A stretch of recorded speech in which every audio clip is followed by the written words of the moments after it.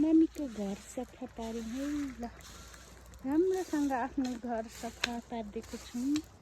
वरिपरि सबै आनन्दले साथीभाइ बोलाएर इन्जोय गरेर बस्नु ल मेरी प्यारी, मेरो मुटुको टुकटुकी, मेरो आन्द्रा बुढी, मेरी आमा। सफा गऱ्यौँ है, सबै सफा गऱ्यौँ। आमाको घरलाई 4 जना आएको थियौँ। दुईजना नातिनी छन्, सिर्जना अनि पवि, कान्छी, म ल।